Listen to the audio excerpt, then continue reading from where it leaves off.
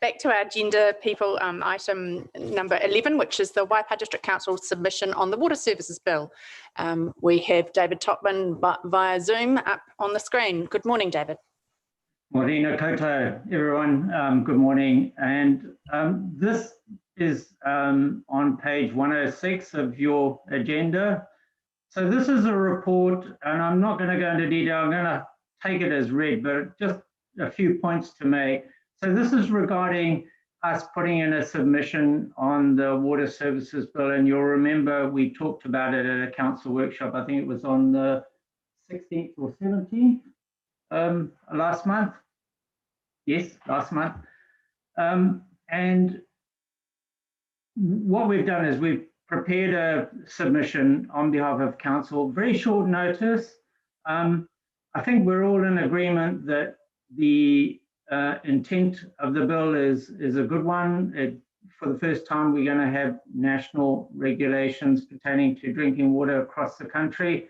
It gives the regulations to the water regulator, Te Mata Arawai, and that's great, but there are some fishhooks in it, and I think for us, the biggest issue is what happens regarding very small water suppliers like rural schools and marae and campgrounds, things like that. So these currently have to comply with the regulations, just like all water suppliers, other than actual households. So they fall under the regulations, and currently they fall under the responsibility of territorial authorities like Waipa.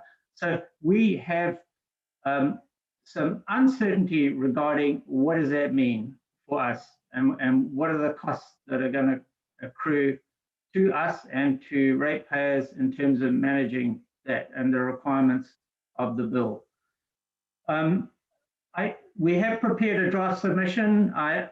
We have had sight of the Sorghum submission, and since then, belatedly, we've had in one from the Regional Council, Waikato Regional Council.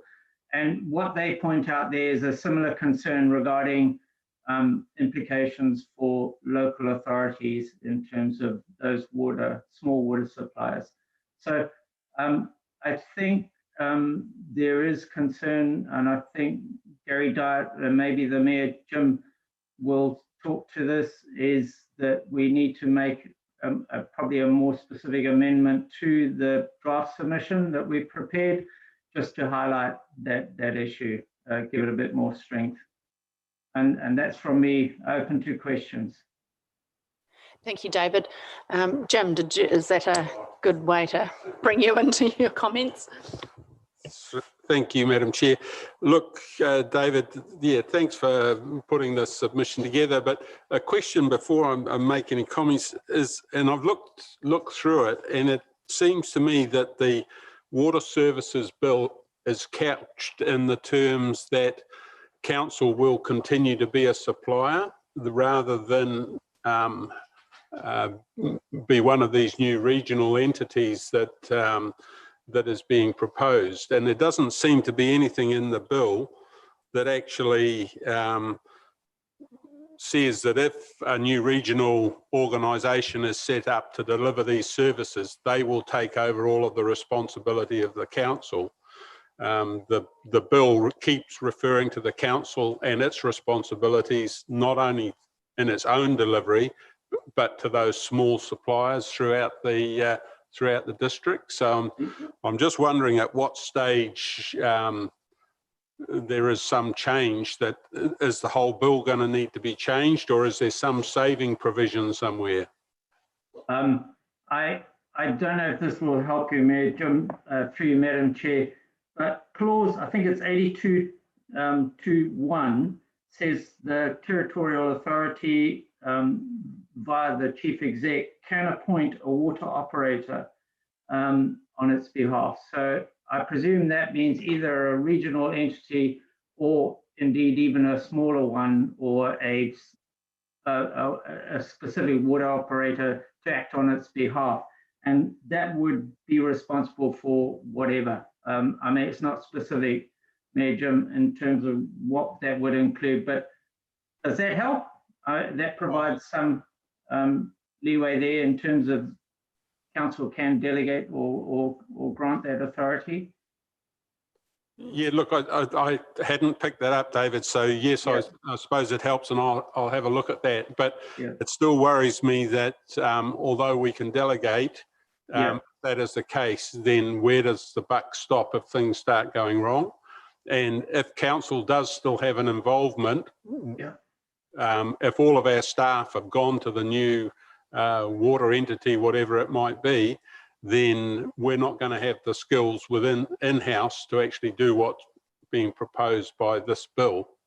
So Right. that's a concern that I have. But in terms of making a submission, I suppose the caveat on all of this is that we don't know the detail as yet, and we still need to have that detail before we're prepared to indicate our support or otherwise to the plan changes and this bill. Right, I hear you. Just having read the regional council submission, what they point out is a suggested amendment where what they were concerned more with, Mayor Jim, was the issue of what happens with existing resource consents. So we have obligations under those. Do those pass if we appoint a water operator? Do those pass? And so that's not clear. So they're suggesting an amendment so that any obligations currently carried would have to carry over to that appointed water operator. And that might help you a bit too, Mayor Jim. I suppose I see in this bill, there's a real conflict between, if we assume it goes the way it is at the present time, there's a real conflict between council as a water supplier and our obligations to provide water, and also our responsibilities under the bill to be a regulator to those other small water suppliers. Yes. And there's a real, you know, from a point of clarity, Yeah. that shouldn't be there. Yeah, yeah. So I would share that to a degree in the sense that it may be unintended, but it is entirely clear just in terms of, yes, you might appoint a water operator, but what about those other provisions in the bill that point to us as TA being responsible for things like management plans, safety plans regarding water supply source and stuff like that. Yep. So we can put that in as an amendment, I would think, and maybe subject to a delegated authority from this group, from the committee, Mayor Jim and the chief exec can be granted the authority to put together that final submission on committee's behalf, council's behalf, and we can lodge that, because this unfortunately is due midnight tonight. Are you happy with that, Jim? Yeah, through you, Madam Chair. Look, I think it's just a matter of it being a pretty generic response, because the government is set on a course, and I don't know that any submission we're going to make is going to make much of a difference. But I think we should just register our concerns if there's any around the table, so that it's not looking like we're in total support of what they're proposing. Yeah. Graham, I think you had a question. Yeah, David, good morning. Morning. Just from a rural point of view, I've been through the legislation, and I can't work out with my farming operation. We've got 4 homes. I can't work out whether I'm a water supplier, the definition of a water supplier, the same as the council. I don't know that. If I am, I've got some obligations which are going to be extremely costly for me and the farming community to actually administer. We've got to assure these people of the quality of the water. We've got to get it all tested. We've got to get a code of compliance. It's just bigger than Ben-Hur. I just wondered if we needed something in there that says, you know, there's a huge cost to to doing that if it goes ahead. And of course, it's a dream come true for either the regional council or the district council to having all these people going around double checking. And I don't know where some of those things sit, David. That's all. That's a good question. And my reading of the bill is, and I think this is the intent of the bill, Councillor, is that there's provision in it to exempt small suppliers from a lot of the obligations that the bill has in place, and that would be the intent. But other than listing those, the bill can't do that at this stage. It leaves that with the water regulator to do in due course, and I would think that would be the intent. It also, my reading is it'll be between the TAs and the regional council to probably do a lot of the dog work in terms of how this thing hits the ground and how it actually works. And coming back to your original point about four homesteads on a farm, I don't think it's the intent of the bill to get down to that level.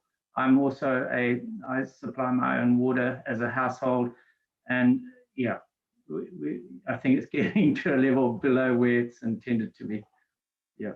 I'm hoping the common sense will prevail, and I'm of the same view as you.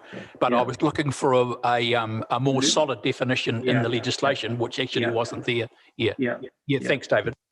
Pleasure. Through you, Madam Chair, my reading of it is that if you're supplying more than one house, then you are a supplier, and you're liable to the requirements of the bill. Talking to the water regulator, Taumata Arawai, the chief executive, he's saying obviously initially won't be able to get to all of those suppliers, and there may be some exemptions given. But at the moment, the way the bill stands, yes, you are a supplier and subject to those unless you get an exemption granted by the water regulator. So at the moment, likelihood is you probably will, just because the job will be too big, nobody will be able to handle it. But looking into the future, the way the legislation is written, then you could well be liable to make sure you have a water plan, do all the testing and things that you were talking about.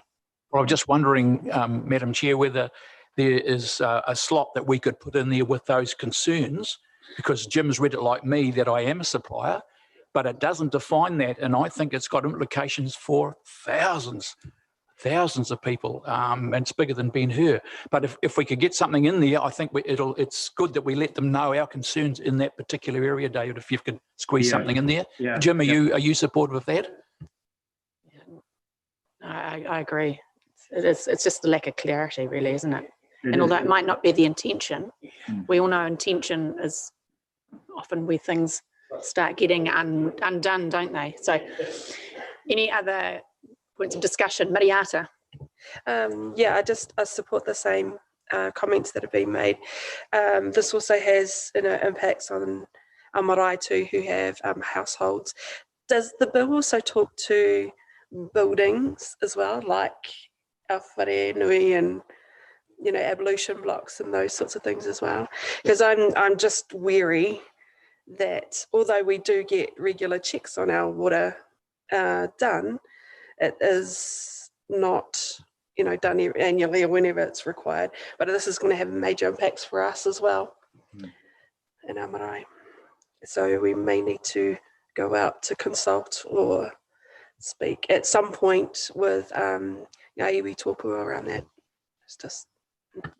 You raise a good point, Mania, and I think it as was pointed out earlier, this is going to take some time to get down to the detail level, would be my reading of it. And I think a lot of it is going to have to be worked through to reach those kind of appropriate solutions. I don't think this bill has even got down to that kind of level. I see it, section 56 with the exemptions, it does list several examples. Yeah, it does.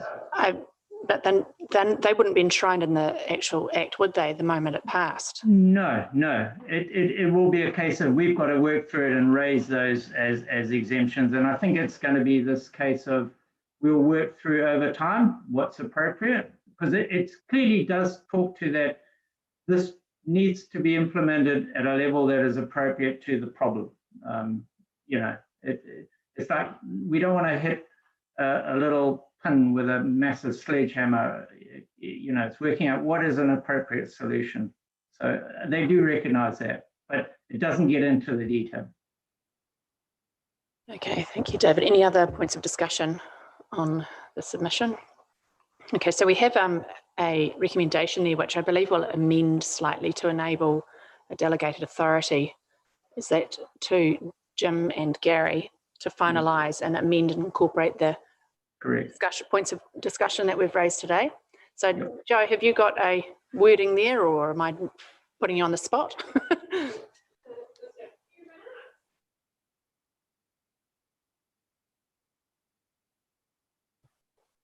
Sorry, I'm not there to help. Hope you've got sunblock on, David. Tell as. Yeah, it looks a bit windy. Yeah, I think there's a storm coming.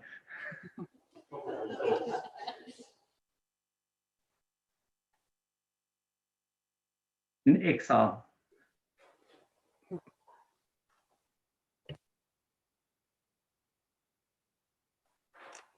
How's Joe doing? Yeah, Joe and Kirsty are just working up an amendment to that recommendation. That's paragraph great. Thank you.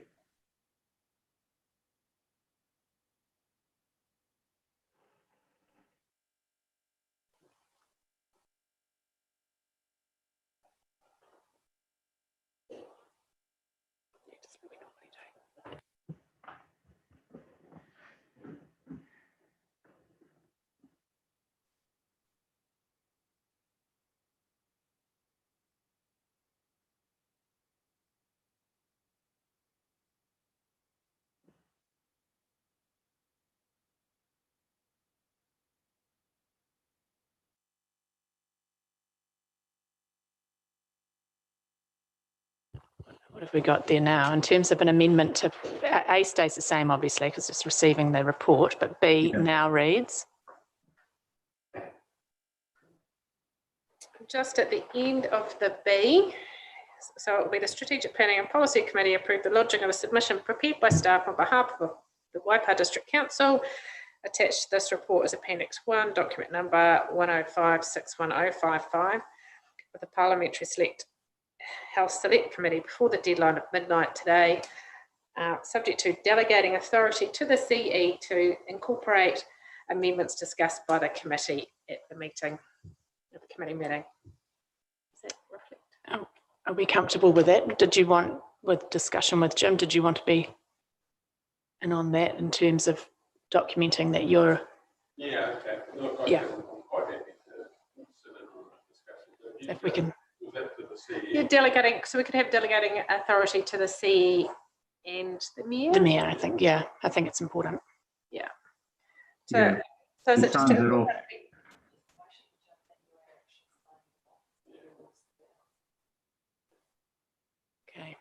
So it's just incorporating amendments discussed by the committee. That's okay. We're comfortable with that? Are you comfortable? Okay, so thank you. We have those two recommendations then. Have somebody to move? Claire's happy to move. A seconder? Miriata? Great. All those in favour say aye. Again? Aye. Carried. Aye. Fantastic. Thank you very much. Thank you, David. Kia ora. Thank you, everyone. Go and have a swim. Right. Trucking along then to our next item with proposed plan change 13 and uplifting of deferred zones. Now, sorry, Phil, did you have something to add? Yes, sorry. In reflection and talking with Joe, got its disclosure of members' interest for this next item as a beneficiary. Okay. Parents' place. So. Excellent. Okay, thanks. So both yourself and the Mayor will vacate while we discuss this on account of those interests. And we have Hayley via Zoom. I can see you there, Hayley. Good morning, everybody. Morena. And Tony here in person. Take it away, Tony. Kia ora koutou. I'll let Hayley take you through, but so this is one that has been workshopped a number of times with elected members. If you recall, and cast your mind back a little way, so Plan Change 13 was about fixing an issue that we had with the district plan around uplifting of the deferred zones. So this plan change principally seeks to resolve that and fix that issue. We did workshop it through. There are a number of options. Then we put it on hold. So we were going to notify it in December last year. We put it on hold because we wanted to make sure that it was aligned with the NPS urban development. And there are a couple of other things we just needed to check before we notified. So Hayley's done a really cool job of bringing it all together. There hasn't been any changes from what we originally thought we were going to notify.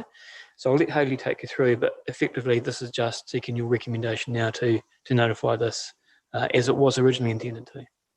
Over to you, Hayley. Oh, you did such a good job, Tony. I'm not sure there's more I need to add. I guess the key thing that we're trying to do with this plan change is take out of section 14 in the deferred zones the option that we had to uplift deferred zones via council resolution.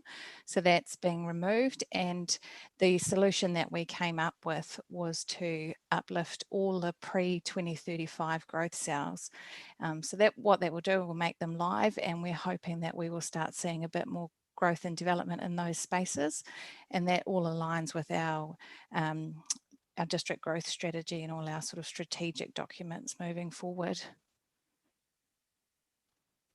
Great. So do we have any questions there for either Tony or Hayley? Sorry, we did pick up some typos as well that we will attend to. Yeah, I sent through a few just minor corrections, but I just wanted to acknowledge actually the massive amount of work that must have gone into an incredibly complex plan change. So well done. And I'm very happy to actually move the recommendation. Okay. There's no other discussion. Fantastic. Is there any other discussion? We already have the recommendation moved. No further discussion. Oh, Bruce. Hayley, just for clarification, Nanapuri N1 is just about filled up. They've sold all the titles. Now to move into N2, that just simplifies the process basically, does it? Correct. And I understand you saw the Nahanapuri town concept plan this morning with Justine and the strategy team. We're working alongside the strategy team and the landowners out there to work through sort of next steps to keep Nahanapuri moving. Nice. Thank you, because it's moving quite fast. So I know, obviously you're aware of it too, so thank you. Yeah, it's great to see some of our villages getting a bit more growth. So a lot of them have been quiet for a long time. So I guess it's a sign of the growth across the country that we're not only growing our towns, but also our small villages as well. Through you, Madam Chair. Yes, Lou. I'd just like to second the motion, and Hayley, a great amount of work, and Tony, I know the work that's gone into this. It's an immense amount of work. I'm quite keen to second that motion, if you don't mind. Thank you. Okay, you're quick off the mark there, Lou. I had actually a couple of amendments that Tony had alerted me to in terms of paragraph C and D of those two of the recommendations. I wonder if, Tony, you might want to just explain what those changes are, and then I'll have to put the current motion, which has been seconded, which we should. Sure, thank you. So just looking at that this morning with Joe, so we had a provisional, so recommendation D was a provisional. So what we're asking is for the committee to approve the notification, but it's always good practice between the date of notification and when it's approved. Sometimes there's things that we pick up, and we are seeking under D, we were seeking for the committee to delegate that to the named delegates in the delegations register, which is Gary, Wayne and myself. So with Joe's help, we've combined C and D, and you've got the alternative wording there. I do indeed. So I guess we need to deal with the first original motion, recommendation that was seconded and put by Claire and Lou. So all those in favour? Oh, apologies. Okay. You were talking to Joe. Tony, what I'm really worried about is in the large lot residential, we are desperately trying to look after our prime land, And we've seen a situation, and I was a commissioner at the time, where we did a large lot residential off Lamb Street and Rotorangi Road. And subsequent to that last year, the owner came back to me and said they should never have done it.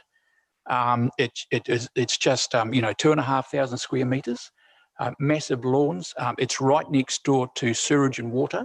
And I really, really, really would like to see some emphasis on us limiting that to a certain extent, but more importantly, bringing that size down where people can have a rural living, but not quite that much land to go with it. It's great if you're selling ride-on mowers, you make a fortune, but there is some seriousness in what I'm saying. So I just want to make sure that we've got that emphasis on that, please. If I can respond to that, Madam Chair. So staff have considered that, and part of the reason that we put this on hold is we know that the NPS, Urban Development, has come out, and we wanted to look and examine quite closely, in particular, the 3 structure plans that are proposed to be inserted as part of this plan change. One of them is, I think it's T6, that's the right one, Hayley? T6? Correct, the St. Yep. Ledger. So St. Ledger T6, my recollection is that proposes large lot residential across all of that T6 growth cell, and there's something like 470 lots. We did look at exactly that question, Councillor, around efficiency of use of land, and whether beyond just this plan change, large lot residential is something we can look at a bit more closely on the back of the NPS. So the beauty of this process and what's recommending is these structure plans then become open for submissions. So that means that any member of the public can look at not only the plan change itself, but also the structure plans and ask a question, have we got it right? And that can be tested through submissions and analysis, and we can look at that. A consequence of that could be, so the zoning isn't proposed to be changed in here, but if as a result of submissions, it looks like that zoning needs to be revisited, then we do have an intensification plan change on our to-do list. That would be the mechanism or the plan change that we'd look to roll out any changes to large lot residential. So thank you for raising that. It's something that we'd looked at and it was on our radar as well. May I just make an emphasis on that in the planning department? That's what I'm worried about. I don't want it, so thanks for that. So, may I ask a question? Hazel, then Liz. That was Graham's question was what I was trying to get into some form of words to actually express it. But Tony, when you say people can send in their submissions, what sort of people? Because it seems to me that when you've got something like this coming up, that there's the developers and there's people who actually would support the large lot, and not necessarily the sensible people that actually don't want to see the land gobbled up quite that quick. So, do you get submissions in from Joe Blogs? We typically do. It might be, so it's really hard to predict. But with this plan change, because it's a technical plan change, you really have to read it and understand what's in it. We'll be going through the normal process and beyond what we have to do as minimum to make sure that when we notify, there's communications that goes out in the papers as well. So we're hoping that there'll be enough out there that people, if they have an interest in that particular issue will take the opportunity to submit. So when I say people can submit, it's the general public. There would be developers, but if anyone has an interest in how we're progressing large lots at the moment, particularly with these structure plans, then this is an opportunity for them to raise it. Submissions might be out of scope, so I do anticipate that if we got submissions, say, for example, change the zoning, we can't do that. But what we can do is we can then take on board any of that feedback and consider that in our forward policy work program. Right. Thank you for that, Tony. Liz. I guess I just wanted to re-emphasise what Councillor Webber was just saying around some of the earlier decisions we've made when we reflect, and he didn't specify which one, but it was the Leamington, and reflection now, was that the right thing to do? They're very, very large sections, and yeah, just want to back up what Graham has said, because yeah, I question that now. Yeah, considering the proximity to the rest of Leamington. So yeah, I guess that the emphasis on those larger sections, maybe that's not the right direction. Thanks. Thanks, Liz. Any other further discussion? No. So, well, as it currently stands, Claire has moved what the recommendation as appearing in our agenda, and Lou has seconded it. However, there's been an amendment proposed by staff, but the first recommendation as put and seconded needs to be dealt with. So before we look at amending it, so if that's the will of the committee, so all those in favour say aye. Against? I'm against. And me. The original one. Yeah. Okay. Me too. Me too. Yeah, you're not putting the changed motion. You're doing the No, because it was moved. Claire moved it, and Lou jumped in and seconded it. Okay. Before I could advise that there had been an amendment recommended by staff. So shall I put that again? Yes. Yes. Okay. So I'll put the recommendation as moved and seconded that appears in our agenda to the committee. All those in favour say aye. Against? No. I go. Okay, it's Against. rejected. Declined. So in terms of our proposed amendment, it's still the same A and B, receiving the current report and receiving to receive the proposed uplifting of deferred zones report. But C shall be amended to basically say exactly what it says now, except added on to the end of that, subject to delegating to the manager, district plan and growth, the authority to make any final editorial amendments. And in doing so, means that you remove the following paragraph, which is D. Okay, so that is the recommendation as put now. Could I have somebody who's happy to move that? I'm happy to move from the chair. Bruce will second it. All those in favour say aye. Aye. Aye. Against? Carried. Gosh, that's my apologies. You're a bit quick off the gun, people. Fantastic. So can somebody thank you, Tony and Hayley. Can somebody let the Mayor and Phil know that they're welcome back?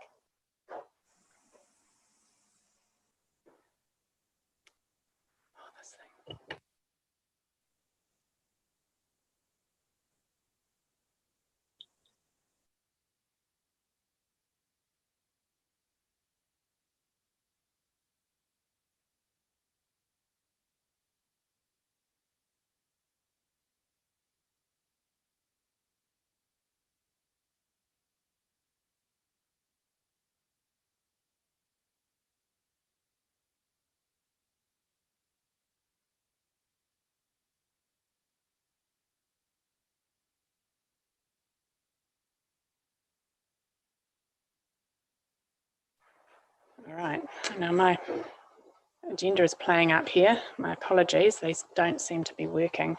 The next, there we go. The next item on our agenda appearing on page 268 is the update on COVID-19 recovery. And we have Gary Knighton in person. Morning, Gary. Thank you, Madam Chair. Morena koutou.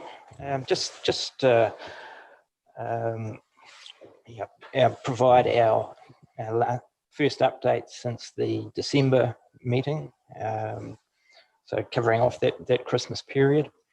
Look, just as a general introduction, just like to say, look, while the impact of COVID hasn't been quite what we predicted a year ago, I think there's, recent events of recent days show the need to ensure that the community is resilient, because we don't know what could happen really at any time.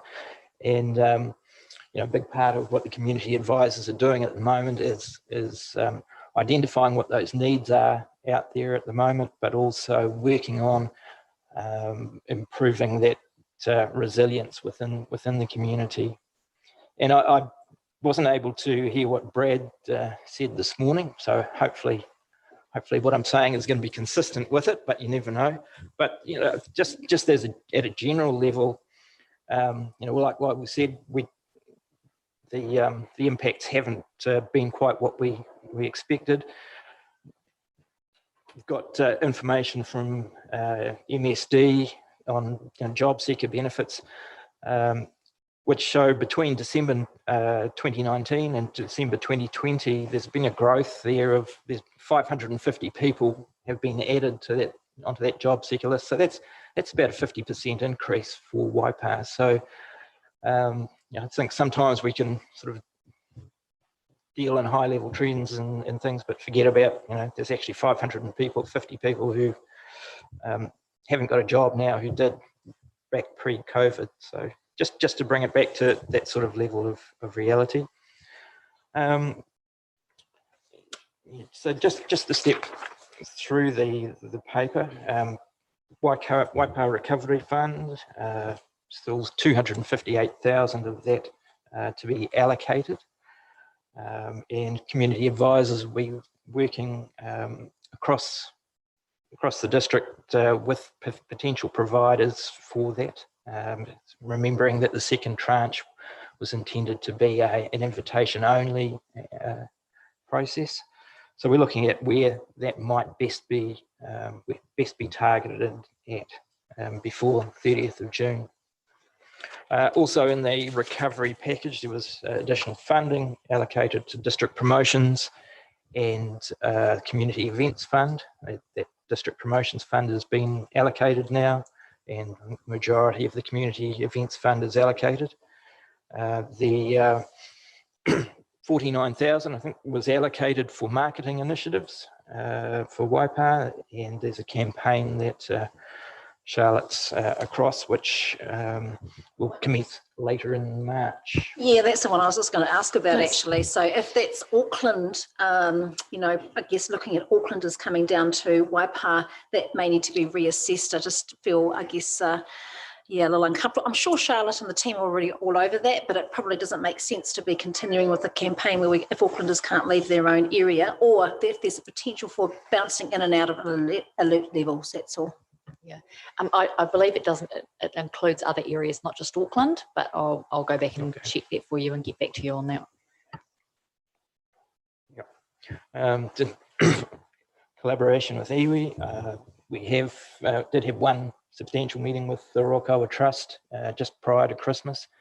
I think an outcome of that is to meet with local health providing staff of Rokawa, and we'll be doing that in the next week or so, and just looking at what opportunities there might be there to service some of the need that's arisen.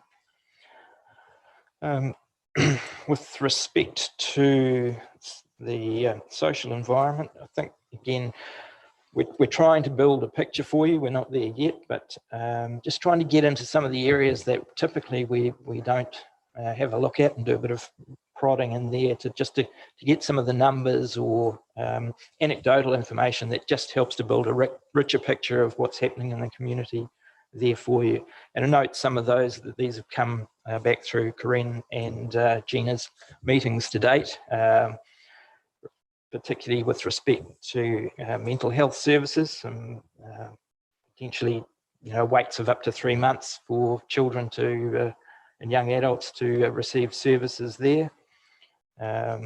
Trying to get some more information on that. Disabled community, just noting critical shortages there once they leave school, trying to get placements within workplace communities. Opportunities for youth is another area noted that there's a potential, there's a gap there. And both Corinne and Gina have been working with providers, not providers, with people who have an interest in providing services or establishing services in those youth areas, in skate parks and things like. For you, Madam Chair.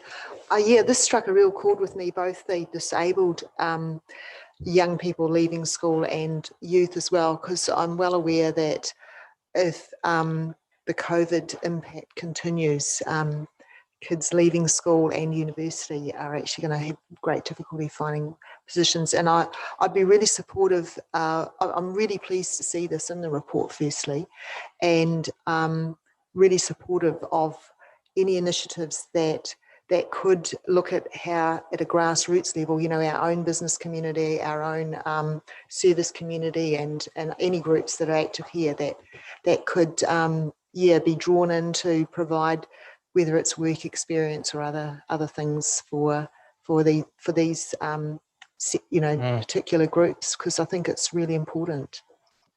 Well, just to respond, yeah, I think you're absolutely right. Yeah, and some of those other areas might be, say, in the environmental area, establishing nurseries and that sort of thing, which have come to later. But yeah, we are trying to take I guess, piece together a bigger picture and identify where some of that demand might be, and see if we can facilitate providers to come in there and establish something. I don't know whether or not there might be the opportunity to set up some cadetships or internships or something, even if they're short term. Like I'm part of the Pirongia Restoration Group, and we haven't even considered that, because we wouldn't be in a position to pay wages to people. But if there was a scheme where these people were interested in just getting an idea of what's done and helping out in some sort of way on a part-time basis or something, well, we'd probably be quite open to that, especially if we could give them a reference at the end of it, and it might mean that they'd be considered for a job, somewhere else or something. Yeah. It's useful. Yeah, I think part of what we're trying to do in that environmental space, I think, is just try and get scale, and we know Plan Change 1 is coming along, and there'll be, a requirement for that. There is the Mangapeko work, but there are lots of other, areas planning as well, and it's trying to package that up and see how that could look over a 20-year period or something like that, and who we might be able to identify to grow as providers, particularly in the nursery space, but I guess also in the planting space as well. And sorry to carry on with this conversation, but with the Ecological Corridor Project, we will be employing some liaison people, hopefully by June. So could I direct them to you or Gina or Corinne or something to look at what might be possible? That'd be great to have that conversation. They're working at the moment. You'll recall we gave $10,000 to Ngāti Apakura for seeding. So we're working with them on trying to get that as a feasibility study complete. So that's all that sort of can go into that mix. We've got some great models with Puni River Care and Ngāti Hoa Iwi Trust as well. So some good models there that we can work off. Hey, Hazel, did you have something you wanted to add? Well, I was just going to say, going back to the disabled one, it would be quite handy if even before they get to this stage of needing to go to work, that they can actually enter their place of work and that they can actually get there. And I just say that, the number of workplaces that haven't got handrails, that haven't got accessibility to their buildings, would strike a lot of them off that list of being able to offer some kind of support to our disabled. And there's buildings around town that even I can't get into because no one's there to help you get up to get up the steps. And I see that as there's more fundamental stuff that we need to look at to actually make it workable, so that your disabled, our teenagers coming out, or young people coming out, or and even older people that need to continue with working or have the chance to get back, can actually get into the buildings. I'll take that on board and we'll follow that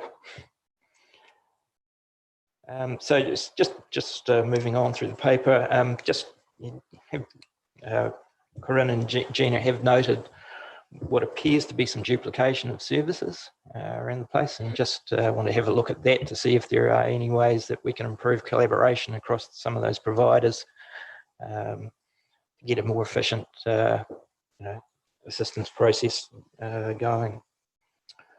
With respect to may I just say again to you, lovely man, that there is actually a structure already in place where we have our health services and meetings every couple of months, where all of the organisations that are operating in these places all meet together and we've already had one of our community workers there, and so it's just a matter of just making your presence known and exactly what you expect of them. So it's not a terribly difficult place to get into. Thank you, Hazel. Yep. Thanks, Hazel.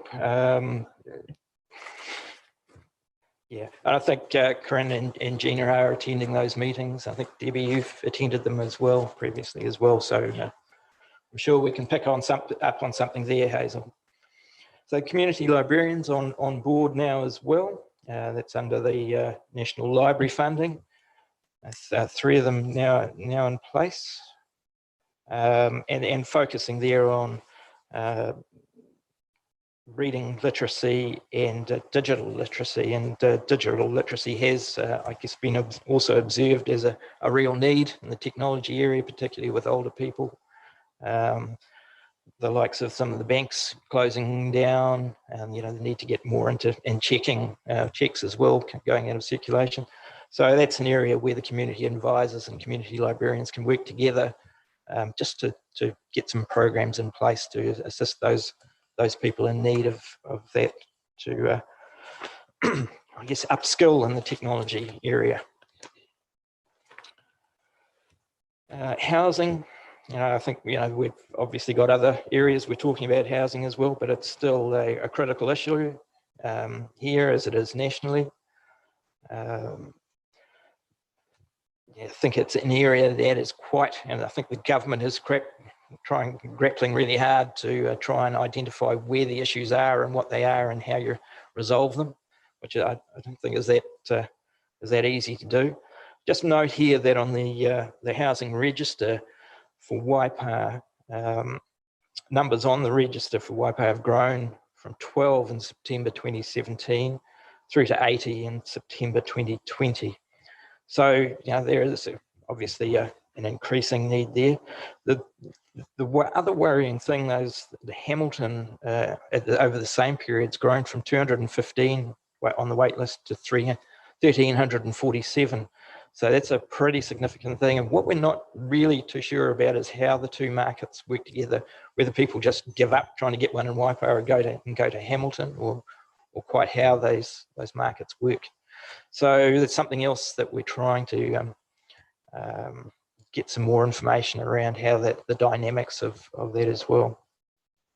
Oh, did you have some add? Thanks, Madam Chair. Just with regards to housing or homeless, there is a couple of homeless people in Cambridge, and they are sleeping in and around the town hall near the Superloos, and staff at the eyesight are coming to work in the morning. Sometimes they're coming quite early. They drop their children off at rowing, arrive at work at 6 o'clock in the morning and finding people there. And only yesterday too, right outside Paper Plus, there was a man on the street, sitting on the street with a cardboard sign saying, please have donations.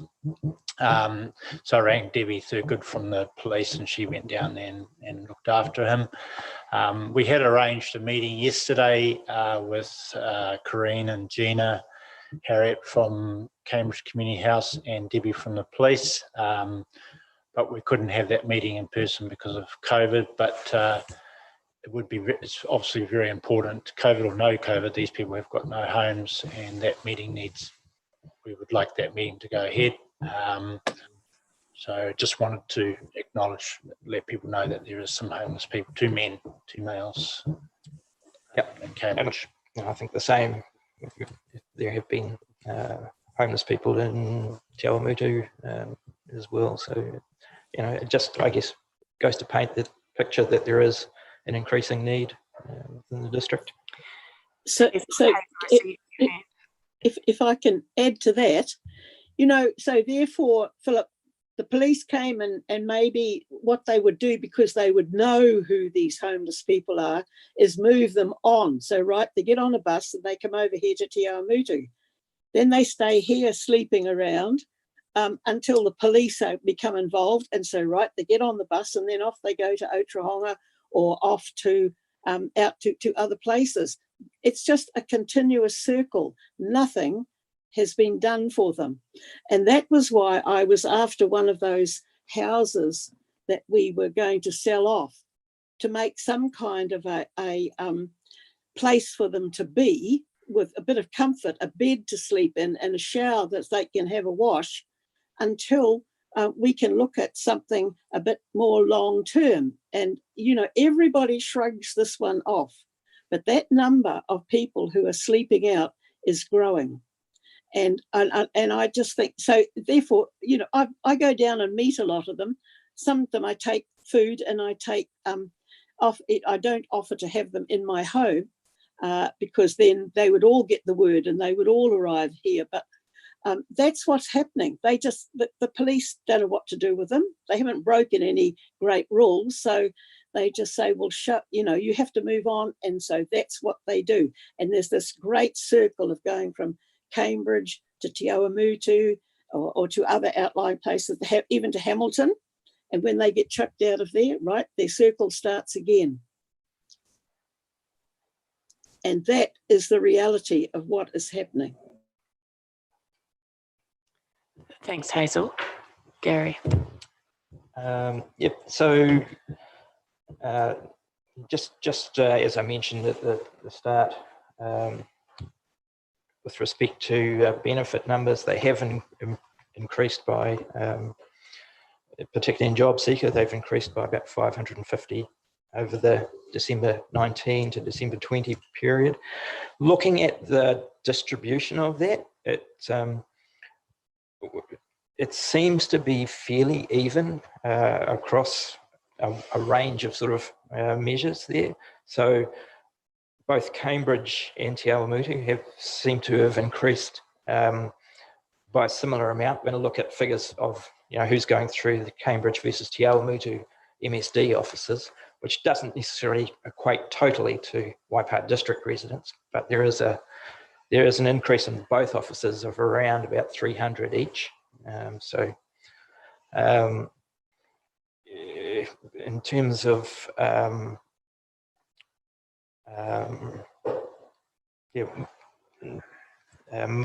Maori versus Pākehā, yeah, again, pretty consistent with what was there previously, and how Maori are overrepresented, obviously, in the benefit in that benefit area, but it seems to have been consistent with that pattern that was there previously.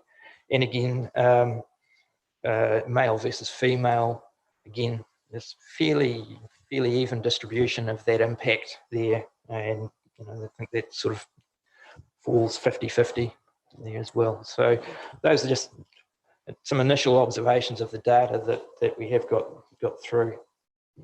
Brad has, I guess, dealt with the rest of the economic impact, so he'll be well informed, better informed than I am. And we've kind of covered off the environmental side of things as well, clear with that discussion, apart from just looking at community gardens and potential in Te Awamutu there, just which advisors are looking at as well at the moment. Great, thanks for that. Marcus, then Claire, did you have something further to add? Yeah, I've been really impressed with the conversations and the connections our community advisors have been making. They're doing a great job in their roles. Are they sufficiently resourced to be able to, like, you know, give maximum punch to what they're trying to achieve in our communities, Gary? I hope they are. Look, I think, you know, this early on in the role, but certainly getting out there. I think we've been trained. I guess we're going from a period now, and Jenna and Corinne might want to comment on that, where we've got to go from actually establishing those networks to actually, you know, starting to make some real connections and a difference in terms of delivering projects and things on the ground as well. And I think that's where the period we've reached. I'm not entirely sure what other resources you're thinking that might be required, Marcus, but I'm just wondering, is the with what they're trying to accomplish in the community and the conversations that they're having, is the terms of their contract too constrictive with, well, basically have the money that we have tied up in this, have we locked it down too too narrow for them to have, like if we freed it up a bit more, could they have more of an impact in our communities with the COVID recovery? Look, I don't know, does that make sense? Yeah, I understand where you're coming from. Yeah, look, I've taken a pretty liberal interpretation of those of the I guess the terms of the recovery that we've sort of set up originally. I think there's quite a bit of, I think we've gone quite wide, and that's probably what I was trying to say at the start. We're not so much dealing with those impacts that we thought we were, but hey, we're really trying to build resilience in the community now, and that goes to all sorts of different places.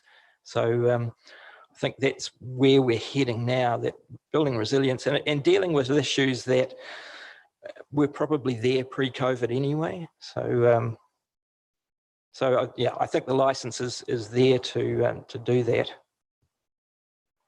Yep, that's all good. Cool. Claire, did you have something to add? I'm just following on for that discussion of those points that Hazel raised, that the issue to do with people that don't have a place to live is not actually being handled properly. It doesn't solve the problem, they just get passed on. And I actually feel very strongly that this is an opportunity that perhaps using some of that funding that hasn't been used by that grant system, where we should be talking to those social agencies or like Habitat for Humanity, like how could we get more emergency housing or a night shelter or something set up in either Tuamutu or Cambridge, where we can actually look after these people and work in conjunction with whether it's the churches or those health groups or whatever, who are already probably supporting them in some way, but take a coordinated approach, and with a bit of capital or something, we could probably get something set up in the short term. I can probably talk to that for you. So my understanding is we do have some emergency housing stock in both Te Awamutu and Cambridge. Is that right, Corinne and Gina? There is some, that's my understanding. We do need to be a little bit careful as a council, because this is something which central government usually does look after MSD. So we would need to be working with those particular agencies and advocating for more if that was required. I guess the other point to make is that homelessness is quite a complex issue to understand.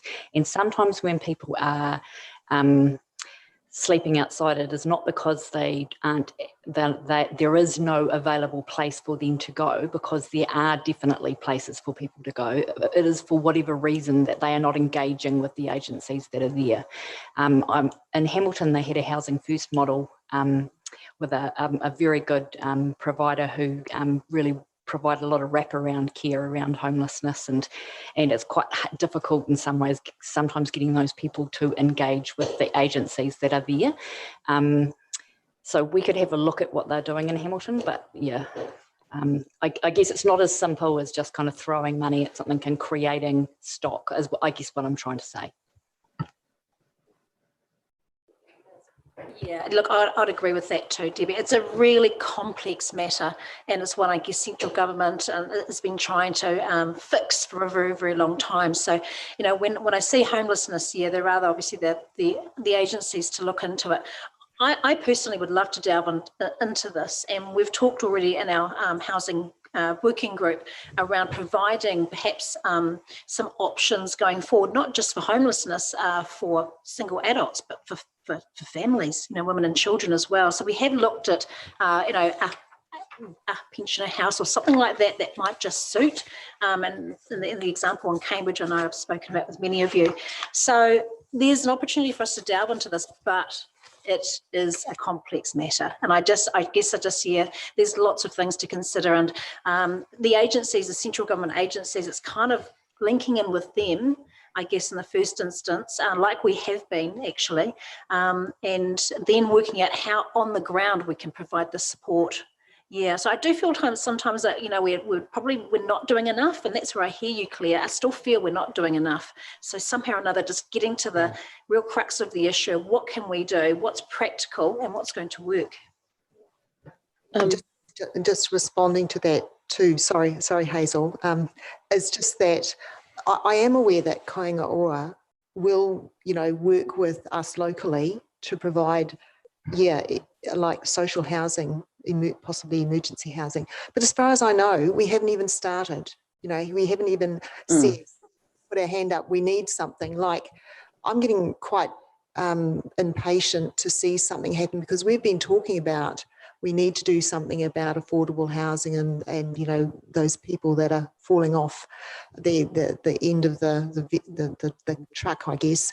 But I don't see anything actually happening. There's a lot of talking, you know, but we're told that there's funding for this work that Kainga are being set up here to do something. But have any approaches been made to them, Debbie?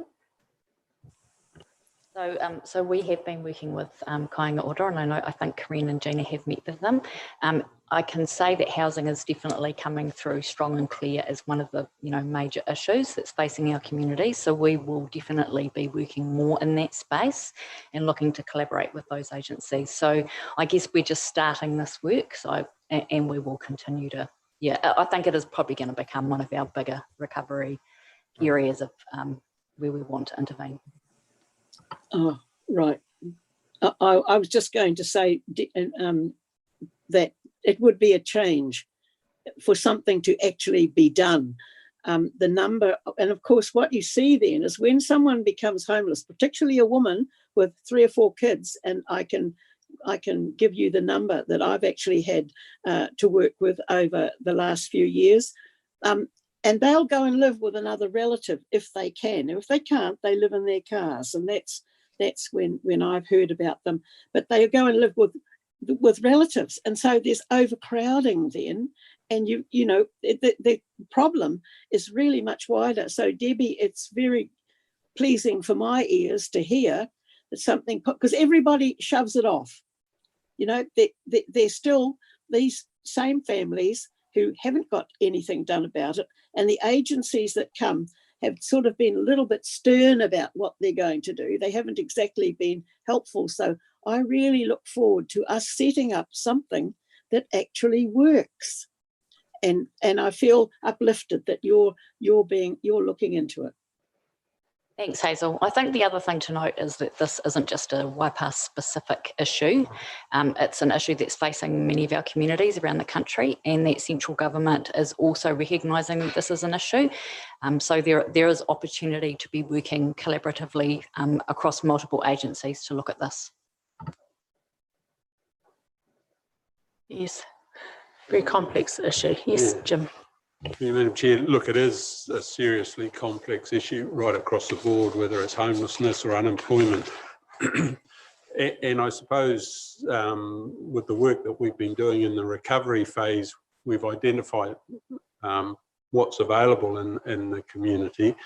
But we really need to be, I suppose, careful, I was going to say cautious about how much central government work we pick up without the funding that comes with it.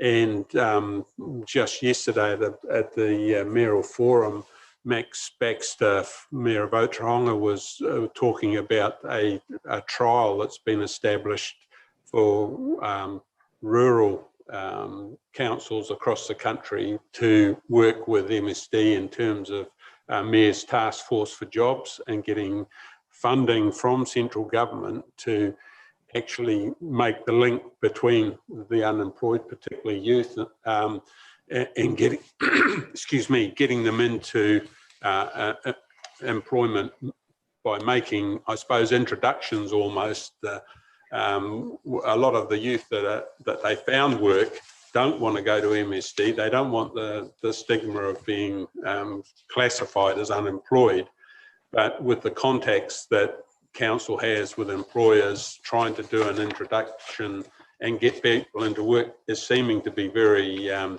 very effective. But those rural councils are actually getting government funding for that. One of the big challenges, of course, is that it's only on a year-by-year basis. So then they go and set up a process, and then the worry is that the government will just put their hands up and say, right, that's a trial program, we're now out of it. So you need really confirmation that there's going to be ongoing funding. And there is some discussion that subsidy is now going to be made available for provincial New Zealand, which is one of the councils like Waipa, to assist there because it's been picked up and been successful, but how long that funding is available. So council really needs to, and good report, Gary, identifies a lot of issues, but I'm a little bit like everyone else. So what are we going to do with this information? How are we going to move forward to actually make a difference? So if we've identified what the real problems are, if we're going to do something, we need to be working with central government. We need to identify where the funds are coming from, because realistically, this isn't a rate funded issue. So yeah, some real challenges, a good start, but we need to take some action, as you rightly pointed out, Claire. If I could just respond, it would be great if we could have at the next report, you know, if there could be some research done on what funding might be available, if us as a provincial council, you know, could we qualify for these things, and the likelihood of Kāinga Ora coming up with a package for us. I mean, I'd be really happy to get regular reports, particularly on those 2 points. It's really encouraging actually here that introductions system seems to work. Yeah, because that sounds like it's something that council makes use of the contacts they have. They probably employ a resource to take these young people around and introduce them to various employers or workplaces and go from there. That sounds like a people process. And just within the last fortnight, I've had approaches from Kāinga Ora here in Te Awamutu, who are well funded by central government at the present time to deliver social services into Waipa. Their biggest challenge is actually their present accommodation to actually be able to provide that support isn't big enough. So they're looking for additional space to be able to deliver the services that they're funded for by central government. So it may be just a case of us being able to identify premises and then leave the delivery to those service groups that are already in existence. Lou and then Phil. Thank you. Through you, Madam Chair. I just feel very concerned that we're looking at this perhaps a little bit the long way. We as a council should not try to take over from Kāinga Ora or anything else. I look at concern at the Waipa had 12 people looking for houses. It's grown to 80. Now, there's a problem here. Is that COVID? What is that? What's creating this? We've got Hamilton has grown from 215 to 1,347. There's something structurally wrong with the structure. We've got to look at what is creating this problem. These people are looking for somewhere to live. There's something structurally incorrect here. So I feel that rather than have the ambulance and try to replicate the RSAs and all Kāinga Ora and everything, that we should be looking at what that structure is and what is creating that issue. Thank you. And I can safely say that for when it involves a family, particularly women with children, it's increased rentals. It's that the affordability to actually be able to live in a rental situation, because we see it many times in the paper and we hear it on TV. We see it with our own eyes. I certainly see it with my own eyes, that they can't afford the rent, so the landlord, there's due processes and out they go. That's when they either rely on living with their families or they live in their cars. And it's high rents that they can't afford any longer to pay. Even the Department of, I call it social welfare, but it's got its new name. Yeah, they'll help look at it, but that doesn't say that they can actually afford everything. And that's what's happening, Lou. Thanks, Hazel. Philip, then Andrew. Thanks, Madam Chair. Have we got an opportunity in the Cambridge North area, because there's a bit of land that's owned by the government. They're doing a joint venture there to build 200 odd houses. Is there an opportunity there within that area, that structure plan, that we designate an area for? I know you need 2 homes and then you need 4 homes, blah, blah, blah. But is there an opportunity to put some housing in there for in a government land and government owned land to help with this issue? I'll just answer to that. So we would need to be talking to central government about that if that was something that we wanted to advocate for. Just going back to some of the earlier points, I just want to be really clear about the role of community advisors. So they are not here to deliver social services. So we are in no way attempting to do the role of central government, and that's not their jobs. So they are they're identifying these issues in communities, but then they will leverage the groups that already exist, including central government agencies, to bring those resources that help to solve these issues. Often that involves multiple parties, so it might be community housing providers, central government, and then local government needs to spend some time looking at what levers they have to bring to the party in terms of solving some of these more complicated issues, particularly in that affordable housing space, as you're pointing to at the moment, Phil. But just wanted to be really clear that we are in no way suggesting that local government money is spent on emergency housing or delivering those services on, when they are clearly delineated. That's clearly delineated as a role for central government. However, the model of community advisory is to help understand those issues within our local communities in a way sometimes that central government fails to do well, and then advocate with those central government agencies to help solve those issues. Thanks, Debbie. Yeah, I mean, I think there's a general flavour that people are obviously really frustrated and unhappy with what we're seeing around us. But I think we have to be really mindful, just reflecting on Jim's comments around the mandate that we have at local government level doesn't mean that we're actually comfortable with seeing that degradation in certain parts of society and the statistics that are not making us happy. But the fact that we have two really capable and able and connected positions, or people who are in positions to actually make those connections to the right agencies, is the important part that the role that we can play at local government level. So Andrew, did you have something to say? Yeah, thanks, Madam Chair. I certainly do. Look, I'm like everyone else around this table, am unhappy with homelessness, and particularly as Hazel points out, women with families on their own, it's completely unacceptable. But the reason is very simple, and that is our central government stopped investing in low-cost housing around 35 years ago, and we are now paying the price for that. And look, to be blunt, as Jim points out, our council, along with all the others, are completely unfunded to fix this problem. We simply cannot.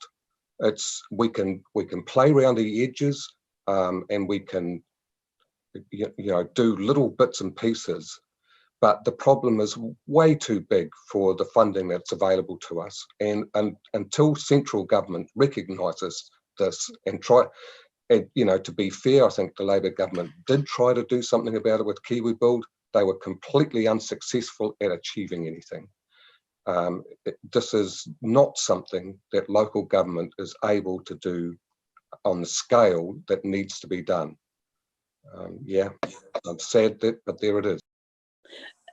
But if I may just say there, through the chair, Madam Chair, to Andrew, it would be a huge move forward if we actually had a group of people that worked together, that shared all the information, and they were able then to make some kind of plan to take to government, while we just leave the homeless, get on the bus from Cambridge, come to Te Awamutu, go back to Cambridge again, go somewhere else. It'll just go on. But until we actually can see some way of solving it, and because we do this with sport, we do this with everything else, we come up with a plan of what needs to be done, and it gets done. But in this particular instance, it's not. And here's where we've got our chance with our community advisors gathering it up, making recommendations, and then council can get behind that to government to say this, and let's lead the way. We lead it in many other ways. Let's find a solution to this, because there's not many places that have got a solution to this particular problem. They just let it go somewhere else. So I look forward to something concrete coming up out of this that we can actually, I'm not saying council has to put up the emergency housing, but something. Let's get something going, because it's not going to decrease, it's going to increase, as you can see from the statistics. Thanks, Hazel. Mike, just last comment. Yeah, interesting conversation. Can I make a recommendation that we actually get this from the horse's mouth, which is the government? So can we not get the relevant government agency spokespeople in front of the council to tell us what is planned, so we actually have a really good understanding? I think there's a lot of guesswork happening here, and then at least we can work out where we can and where we can't support from a national level in our local area. I'd like to get it from the horse's mouth, which is not from us, but it's from the government and the government officials at this committee meeting. Yeah, good suggestion. Anybody have an answer for that? Debbie? Yeah, I can look into who we could bring in to present to a committee on that. Great. Well, we've had a pretty thorough discussion there about some of the issues that have come out of your report, but I will return us back to page 268, which has a recommendation there to receive Gary's report. Have I anybody who's happy to move? Claire's happy to move it. Have I somebody happy to second it? Elwyn, all those in favour say aye. Aye. Against? Carried. Thanks, Gary. And thank you, ladies, for your hard work. So it moves us on to the next item, which is a meeting schedule. It's titled Meeting Schedule, and we have Joe. It shouldn't take too long to resolve this one, I'm sure.